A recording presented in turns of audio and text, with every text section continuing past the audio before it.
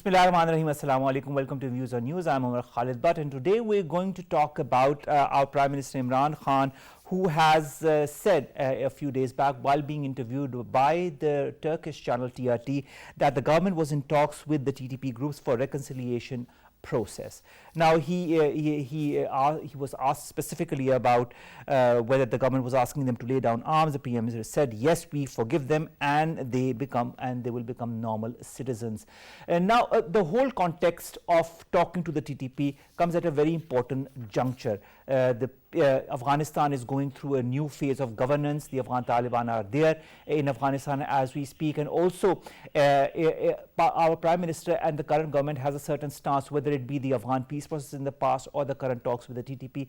And the whole context is that solution to all problems does not come militarily but through talks. We've seen that in the past as well in Balochistan, where the hearts and minds of the people there were also met with when certain insurgents laid down their arms after negotiations with the government. So this should not come as a surprise when we see that talks with the TTP are going on as we speak. What is happening? We will be discussing more in details what should be done, what has been done, and what are different points of view as far as these talks with the TTP are concerned. Also in the whole context of the war against terrorism that Pakistan has waged since the last many years, in which it has lost scores, tens of thousands of lives.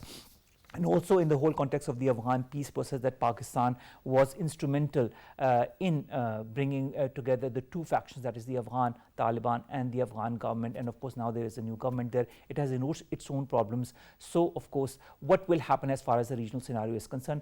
We will return with our guests, but before that let's watch this short report that has been prepared by our production team. After the Kabul fall becomes a country with plethora of domestic as well as international challenges. On one hand, the Taliban are still facing the challenge of winning the trust of world's organizations and powers to avoid the looming humanitarian crisis in Afghanistan. And on the other hand, the global apprehensions regarding the Taliban as a ruling political entity of Afghanistan is shaking the roots of power balances and alliances. At the regional level, Pakistan, an immediate neighbor of Afghanistan and a faithful ally of United States, which always stood by United States, whether it is a matter of confronting the Soviet invasion or fighting the United States, global war on terrorism is still being scapegoated by the United States for its failure in Afghanistan. However, under the leadership of Imran Khan, the foreign policy of Pakistan became more and more transparent and clear by shifting the focus to multilateralism and interdependency. Prime Minister Imran Khan in recent months repeatedly conveyed the failures of the United States in Afghanistan and Pakistan's sacrifices in the realm of global war on terrorism in his international interviews. Imran Khan's stance regarding no military solution in Afghanistan was proved to be true when Kabul fell and the United States exit chaotically from the war-torn state. Moreover, this approach regarding not militarily solve any domestic or international problem is cementing with every passing day, and this is now being domestically applied to some groups of the banned Tehrik-e-Taliban Pakistan. Prime Minister Imran Khan in his interview to TRT TV channel said that the government is trying to engage with some groups of banned Tehrik-e-Taliban Pakistan which are seeking reconciliation and peace by laying down their weapons and agreeing to adhere to the Pakistani constitution. He added that the Afghan Taliban are playing the part of mediators between Tehrik-e-Taliban Pakistan and Pakistan. In fact, I think some of the Pakistani Taliban groups actually want to talk to our government, for some peace, for some reconciliation. And we are in talks with some of the groups. What we hope is that this The TTP, are you in talks with the TTP? With some of them, yes. You see, So- there are different groups which form the TTP. Yes, so we are in talks with some of them. Foreign Minister Shah Mahmood Qureshi also echoed similar views in an interview on 15th September 2021, in which he said that the government would be open to giving a pardon to members of Tehrik-e-Taliban Pakistan if they promised not to get involved in terrorist activities and submit to the Pakistani constitution. This approach seems to be intelligent, as already Pakistan has made very clear that Pakistan will only accept the Taliban as a legitimate political entity unless they assure that Afghanistan's land will not be used against the security and stability of Pakistan. Hence, making the Afghan Taliban a party to such mediation will lead the Afghan Taliban to be more cautious to not push away the sole supporting neighbor Pakistan in such economically and politically turbulent circumstances of Afghanistan. Now, to discuss more on the whole gamut of peace in the region, that includes Afghanistan, that includes Pakistan, that includes the talks with some of the groups in the TTP that the government is having as far as their reconciliation or peace deal is concerned. We've been joined by three guests. Let me introduce them to you one by one. Of course, our first guest is Parvez Jamil Mir Sahab. He's a senior journalist. He joins us online. PJ Mir Sahab, thank you very much to have joined us. Our second guest is one of the regulars, Lieutenant General Naeem Khalid Sahab. He's a former defense minister. Sir, thank you very much to have joined us as well. And of course, our third guest will be joining us shortly. He is Imtiaz Sahab, Executive Director of the CRSS, who we'll be talking to as well. Let's begin with you. Parvez Jamil Mir Sahab, talks with the TTP, what is happening in Afghanistan. We are also seeing certain skirmishes that are happening in the region as well. How do you feel, in your point of view, that these talks could be meaningful? Because of course, as the Prime Minister also said, that we are in talks with some of the groups, not all of the groups of the TTP. Do you feel this could have a larger effect as far as peace is concerned or reconciliation is concerned?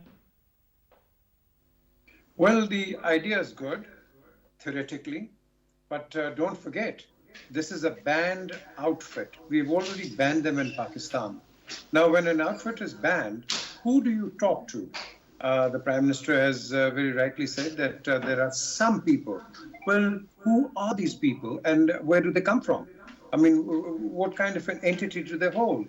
I mean, we are a state of Pakistan and they're a group of insurgents. And with insurgents, it's a very difficult task. Although the Foreign Minister and the Prime Minister have opened the let's say the doors for parleys, but it's a very tricky situation. Yes, as far as the other Taliban, the real Taliban is concerned, yes. I mean, you know, they're a state, they're a nation, they represent the people of Afghanistan, but who do these represent? Now that is the key question. I mean, what do they want from us? We are not the ones who have attacked them. We are not the ones who have, basically, gone after them. They are the ones who have come along. They have cut the heads of our soldiers and played football with them.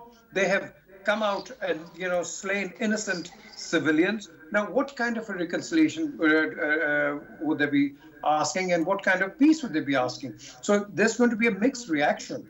At the end of the day, I don't see any country negotiating with terror groups. You don't. There was a time, you've seen the Basque in Spain, you've seen the IRA in the UK. I mean, what kind of things they were doing. There were no negotiations. People went after them. And there are a lot of insurgents, who move around the world, but we don't. Sit down and ask, excuse me, but what do you want? Idea, theoretically, as I said, is great, but in practicality, these people are murderers, these people have killed people, and innocent people. Now, when you kill innocent people and then you ask them, excuse me, let's sit down and talk, it doesn't make any sense. It's like a murderer, we send him to the gallows, and just before the gallows, he says, okay, let's talk. I've done something wrong. I think this is a tricky situation. It's a long haul, and we just have to wait and see, what the actual outcome will be. But like I said, all right. So it is more or less a wait or see policy as far as what you're trying to say. Point noted, PJ Mir Sahab. We'll continue our discussion, but before that, I'd like to go to Imtiaz Sahab, Executive Director, CRSS. Sahab, thank you very much to have joined us. Sahab, in the whole context of changes that are happening across the border in Afghanistan, and of course, our past with the TTP as well. How do you see this current the negotiation that is in process with some of the groups of TTP? I would like to emphasize on the fact that it's not just the complete TTP that we are talking to, but some of the groups. How do you see that, and do you feel it could have an impact in the larger run as far as peace in the region is concerned? Yeah, well, peace in the region is something entirely different to what the Pakistani government is pursuing. Pakistan government wants, first of all, peace within, and that means bringing an end to the spate of violence and terrorism that this country has seen the last decade or so. In that context, I think the effort to engage some of the factions of the TTP should be welcome.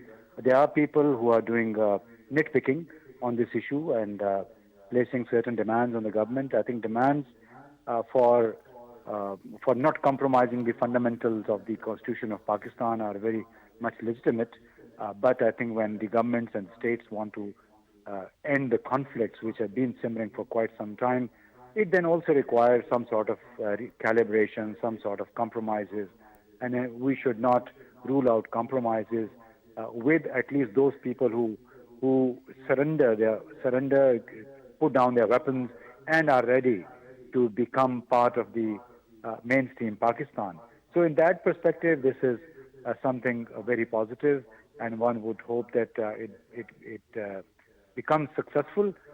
Also, I must emphasize that since the Afghan Taliban have repeatedly promised to take action against all proxy terrorists which have been operating from Afghanistan using the Afghan soil for their activities in Pakistan, in China, in Uzbekistan, and by extension in Russia. So if the Taliban can walk the talk of action against the proxy terrorist groups, I think that will also pull the rug from under the feet of all those terrorist groups who are a concern for the all immediate neighbors of Afghanistan and all those neighbors who have been supporting Taliban as a bulwark against all these terrorist proxy groups. So I think this augurs well, and once I think both Pakistan and Afghanistan are able to deal with the proxy terrorist groups, obviously it can have a positive impact on peace in the region. Or Imtiaz Gulsab, you said that, once talks begin with one group, it could kind of have a positive effect on the other groups that are also trying to create havoc in Pakistan, especially because Pakistan wants peace within itself, as you've said in the very beginning. So the issue remains, how confident do you feel? Could these talks move as far as an overall effect towards other groups is concerned? Do you feel that other groups, looking at the example of these talks that are happening with some groups of the TTP, they would also want to follow suit in your point of view? I guess, such movements, such initiatives always have a ripple effect. I think I would not be out of place to recall that the Red Army faction of Germany was a terrorist organization.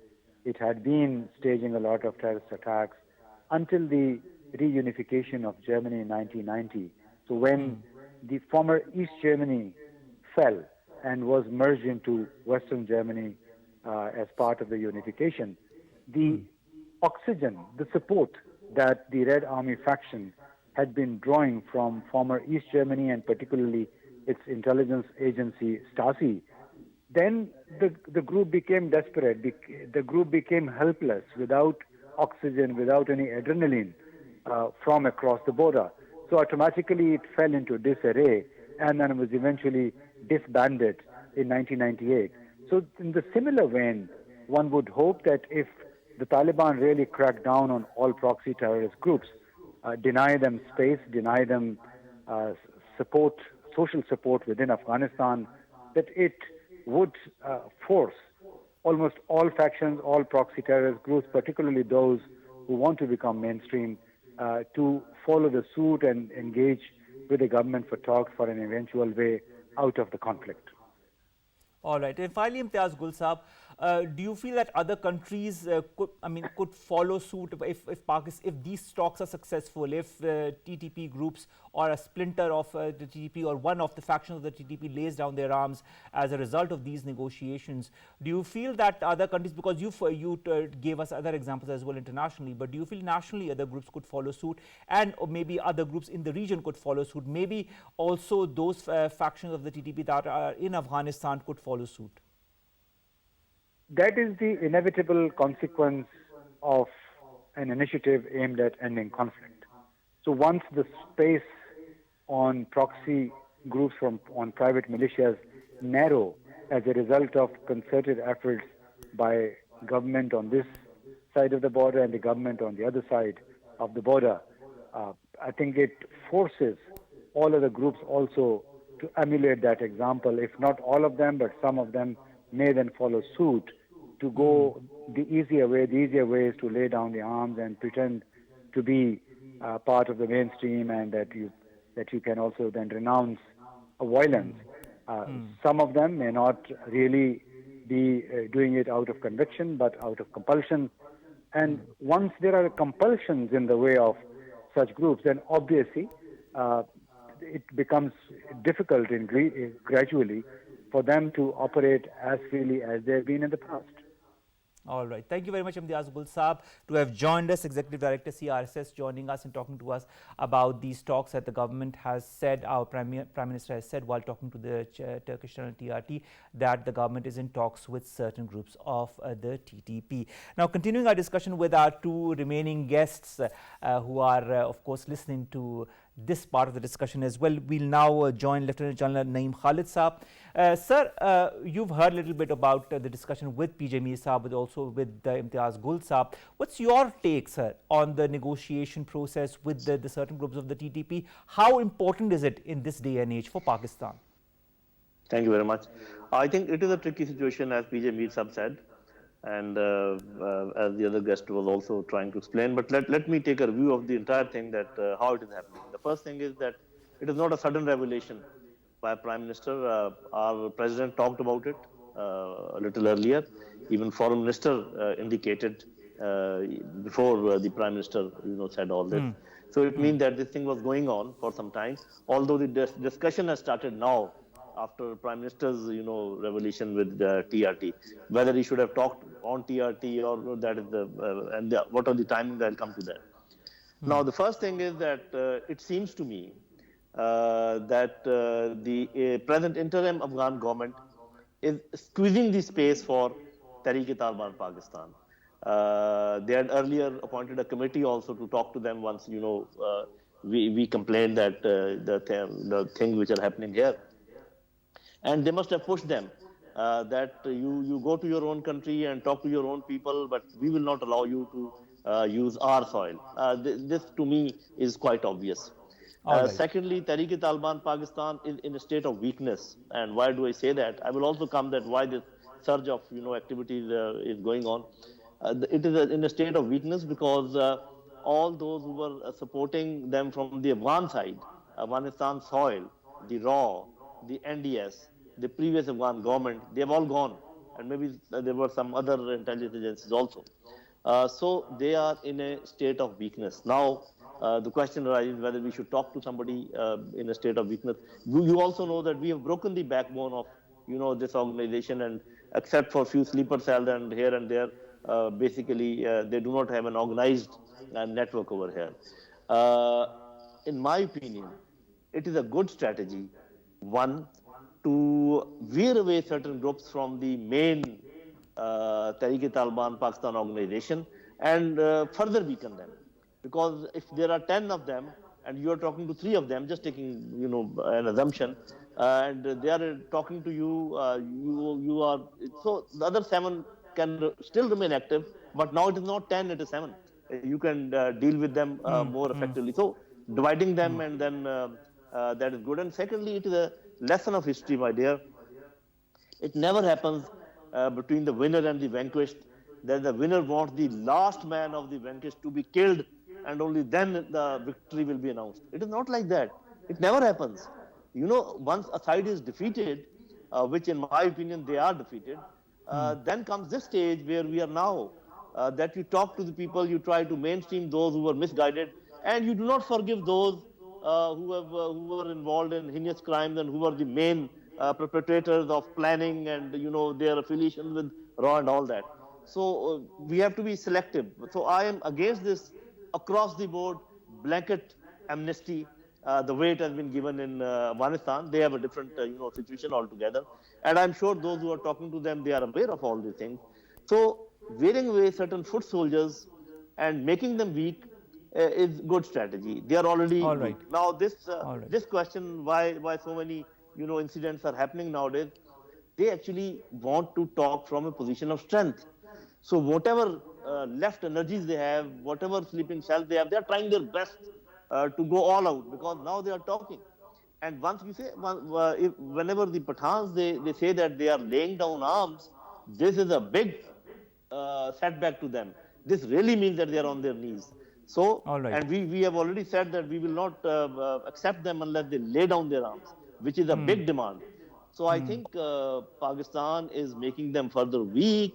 And the mechanism, let me also tell you that people say that how would you know that who is who, and we have some information about them. And then there will be jirgas of their tribes where they will be absorbed. And the head of the tribe will be made responsible that these 3 people have come back. Now you will be responsible that do not involve in any mischief. So the entire thing is, I think, properly planned. And it is not that overnight it has started. It is for the last 3-4 months, I know, even before the Taliban took over control of Afghanistan. So I think we should welcome it. It will bring peace in the region. It will bring peace in Pakistan. And this is how every movement comes to an end. There's no other way. You can't kill the last man. That never happens. All right, I understand your point of view. Now, Parvez Mir Saab, when we talk strategy, as also Naeem Saab has talked about, what kind of strategy in your point of view needs to be undertaken by the government now that it is in talks with some of the groups? Do you feel that the government, in your point of view, has identified or is identifying the reconciliable elements within the TTP that can lay down their arms, and it could have a large effect on the other groups, maybe also in the long run? What's your take on that? Well, if you read a book, Strategy of Action by a French journal, Alexander Buffer, he says that, to understand peace, you must understand war as well. And that is where you move forward. Now, with the TTP, there are a number of questions. Like I said, in theory, it's a very good idea. But in practicality, it's a different story. Don't forget, these people have supported the Taliban at a time when the Taliban wanted them. And now the Taliban have gone on the other track. And these people are still on the same old track. Now, as what General Saab has just now said, that these people, now they're trying to show their muscle. They're trying to come out and, do various subversive activities in the area. So what are they trying to prove? Now, all of a sudden, when we say, okay, peace, will they change their ideology overnight? Will they change their thinking overnight? Well, it's not going to happen like that. It's going to take some time. And this time has to be having some guarantor, as what General Saab said. You cannot just take them on board just on their word, because the word has not been good in the past. So let's be very practical. Somebody is going when to you talk of guarantor, PJ Mir Saab, what kind of guarantor do you have in mind?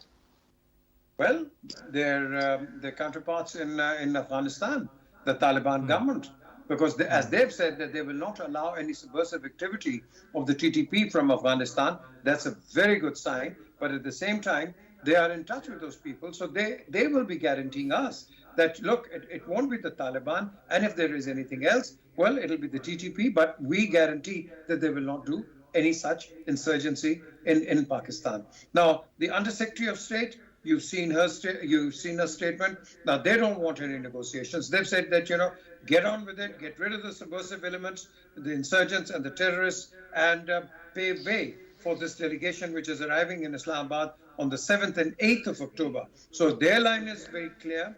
Our line, we need, because we are in the middle of it. We are in the middle of this quagmire. So we need to be seeing what is best for us. But PJ Mir Saab, we have been in the middle of a quagmire, not since now, but since a couple of decades. We've seen the Soviet invasion of Afghanistan. We've seen the repercussions of it. We've had two important wars against terror. We've lost billions of dollars. We've lost tens of thousands as far as human lives are concerned. We've lost so many of our lives from the forces as well. What should be the way forward then? What's your, what do you feel? Isn't peace the way forward in the long run? Aren't talks the way in order to kind of find some kind of a solution? Or do we continue to go at war with these elements? No, that's a very good assumptions you've taken up. These people, like you said, they've killed. You've seen the public school incident. You've seen the other incidents in and around the country of what the TTP have done. Do you think the families of those people will stand by you and me and the Prime Minister and everybody that, are you going to negotiate with those people? So look, this is a tricky situation. And plus the fact we ourselves as Pakistanis need to be on the same page. We need to be getting the other political parties on the same page. We need to be having discussions ourselves in order to form a very, a formidable front against these the TTP. Why? Because if the TTP just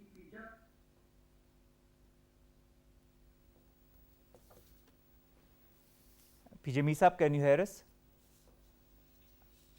I think there's some kind of an audio issue. Let's go over to Lieutenant General Naeem Khalid Saab, former Defence Minister Saab.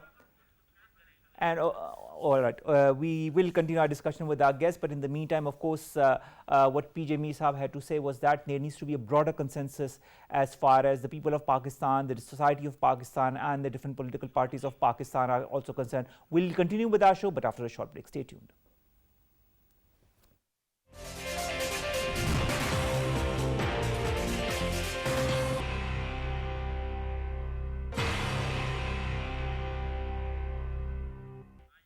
All right, welcome back. You're watching Views on News. PJ Misa, we were talking to you. You were giving us your point of view. See, like I said, I stand behind the Prime Minister wholeheartedly. There's no question about it. But we've got to work out on the modalities of how we are going to deal with these people whose track record, I'm sorry to say, has not been so bright. So what do? First of all, we consolidate our own team. We build a national consensus, and then we follow what the Prime Minister has expressed. But don't forget, what we want, perhaps the Americans, they don't want it. They have a different ideology. Look what they did in Afghanistan, how they ran away. We are still there. So we've got to look at our own, areas. What are our interests, and we should follow our interests. What is in our favor? In fact, this is what we should go for, shouldn't we? Absolutely. There is no other way. And as you mentioned earlier on, look, 79 to 89, we've been the proxy guys, and then you come along and there's a fabricated sort of a move on Afghanistan by the Americans on the 9/11 issue. And again, there's no head or tails on that. And, they come along and invade Afghanistan. And then after 10 years of their presence here, they just walk away, as they did during the Afghan war. So basically, they've done it twice, and their track record hasn't been so bright politically. Not 10 years, PJ Misa, but around 20 years.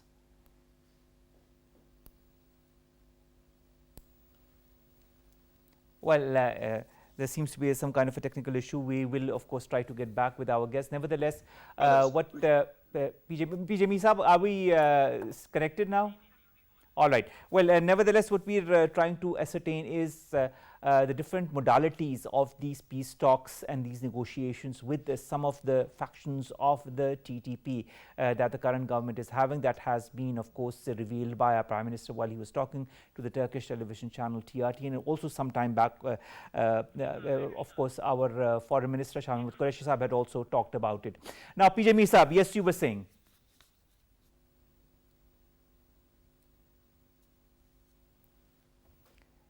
Yes, PJ Mir Sahab, can you hear us properly now? I think there's some sort of a... बस अब कुछ ना पूछें. Okay, PJ Mir Sahab, can you hear us? Manpower इनके पास है. Okay, there seems to be some kind of an issue. They can't hear us properly. But of course, till that happens, we're just trying to talk about these talks with the TTP, some factions of the TTP. All right. We've been joined by senior journalist Ziauddin Saab also online. Sir, thank you very much to have joined us. When we talk about negotiations with some factions of the TTP, there are different points of view on that. But what should be the general national consensus on this? Well, as many people have been suggesting, that this issue should be discussed thoroughly, threadbare, inside the National Assembly, inside Parliament. It could even be discussed in a camera session. Obviously, people will be discussing, this issue is highly sensitive. And since it involves a number of countries, not only Afghanistan, but America, China, Russia, all these Iran, all these countries would be looking at us, how we handle it. So we have to be very careful. So we have to discuss it thoroughly, and then take a position as a unified, position. And then we must also keep in our mind that the TTP has first rejected the offer of amnesty offered by the president and the foreign minister. And in that, it gave the impression, by rejecting, it gave the impression that it is the TTP which will be offering the amnesty to government of Pakistan, not the other way around, which makes it very difficult. And then they are talking about promulgating Sharia law. Now, if you look at the Afghanistan issue, Afghan Taliban, they also are very much staunchly supporting the Sharia law. They don't want any other law than Sharia in Afghanistan. Now, these TTP elements have been helping the Afghan Taliban from day one against the occupying troops, as well as against the other Al-Qaeda and all. So there will be some kind of empathy between these two Talibans, the Afghan Taliban and the TTP. So I have I suspect that Afghan Taliban would be supporting the TTP rather than the Pakistani position. So you have to be very careful on this. All right. Ziauddin sir, when we talk of course, raising this issue at different fora, as we've also talked with some of our guests beforehand, with Jamil sir, with Naeem sir, do you feel that issues such as these need to be discussed on different national fora with all the parties concerned that, of course, form whether the government or in the opposition, or different social also fabrics of our society that need to be put, that will be brought into this as well? Well, I feel that we must be talking to all sections of society. But then again, in the parliament, people represent the entire society. So if the consultations are done within parliament, closed door meeting. It should not be open in the first debate. It should be under the closed door meeting. After having reached some consensus, then you can open the debate to openly debate it in the National Assembly for the entire country to listen to what the leaders, the politicians. So in your point of view, Ziauddin sir, this should be put under discussion in the National Assembly and in the Senate as well, in a closed door discussion and debate on how to move forward as far as the government's design to reconcile or to talk to some segments of the TTP is concerned. Is that right? Yes, that's what I'm trying to say. Yes. All right. And of course, then of course you feel that it needs to be broadened. Maybe the certain sections of the media should be put into perspective about the different points that have been discussed during these meetings, so that they can talk with these analysts such as you as well on the different aspects of these discussions and talks. But all of these talks put aside discussions that are very important that in this whole context. What, in your point of view, is the future of any such issue, of any such feud between parties such as, for example, the TTP and the government? We know the past of this group as well. But do you feel there is a way forward, as has been enunciated by our Prime Minister? Do you feel that there is light at the end of the tunnel, where maybe if one segment or two segments or one faction or the other lays down their arms and follows the Constitution of Pakistan, that others will follow suit? Well, they have already said, when the Prime Minister said in that Turkish TV interview, that they are talking to some groups within the TTP. Immediately they retorted. The Taliban, TTP said that there are no groupings in our party. See, it is itself an umbrella kind of a party. It contains about 15 or 16 various factions. All right. This was TTP was formed in 2007, in December 2007, and getting together, they 17 or 15 factions, various Pakistani Taliban factions joined in. So we have to be very careful on that. If they have already said there are no grouping. So we have to handle TTP as a unified conglomerate. We should not be talking to factions. If we try to create the tension within that group, they'll get out of hand, and their reaction will be very bad, very violent. So we have to be very careful at that. See, actually. All right. All right. Thank you very much, Ziauddin Saab, to have joined us. Javed Siddiq Saab, also senior analyst and journalist, joins us online. Javed Saab, thank you very much to have joined us. How do you view these talks between the government and certain factions of the TTP, and how do you feel all of this could evolve or should evolve in order for peace to prevail in Pakistan?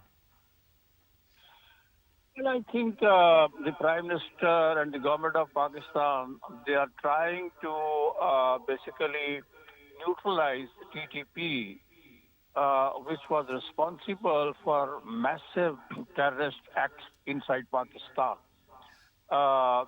They have unleashed terror on Pakistani soil, killing thousands of people, innocent people, including the students of Army Public School Peshawar and the teachers there.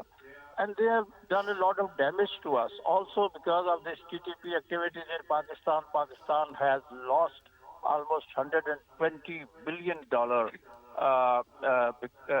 because of these activities. So now I think the Prime Minister is trying, or other authorities are trying to neutralize TTP through the Taliban, through the Taliban who are in power in Kabul. And I think they are facilitating these talks. And if these factions, some of these factions were responsible for carrying out these devastating acts of terrorism inside Pakistan, I think Pakistan will be more stable and peaceful. Also, TTP factions, some of them, they are targeting our forces, and even in recent weeks, the army posts have been attacked by these TTP factions, and they are continuing to do so. They are also targeting FC and other paramilitary forces. So I think the effort by the government is to bring peace with the help of Taliban, who are now ruling Kabul, and also Pakistan wants that Taliban have assured Pakistan that their land will not be used or not be allowed to used against Pakistan. So let's see that if TTP is neutralized, offset through these efforts, and Pakistan becomes peaceful and stable, and these menace of terrorism comes to an end, that will be a great achievement. Of course, that will be a great achievement. Thank you very much, Javed Siddiq Saab, to have joined us. Ladies and gentlemen, it is nevertheless a great achievement when peace talks begin between two parties to ensure peace in the region. We understand the past of elements. We understand also the different modalities of what has happened in our country and how it has affected, how terrorism has affected our country, and how many lives we've lost in the bargain. Nevertheless, the outcome of it all and the future, if we need to move forward as a country, as a nation, we need to heal ourselves. And one of the process of healing ourselves is through talks. These are talks that would and should lead to concrete developments in the region, in Pakistan, especially as far as terror activities or such elements are concerned. If these very elements lay down their arms as a result of these negotiations, only Pakistan will benefit from this. We need to be a stable country. We need to be a country where people can heave a sigh of relief and say, never again will such activities happen which have happened in the past, and those will only happen if these negotiations reconciliations that are undergoing right now as we speak come to a formidable conclusion. We hope for that. We pray for that. Omar, Khalid bids you farewell from Views on News. We'll see you inshallah tomorrow with another item, another news segment and another story that we'll be discussing in detail. Till then, Allah Hafiz.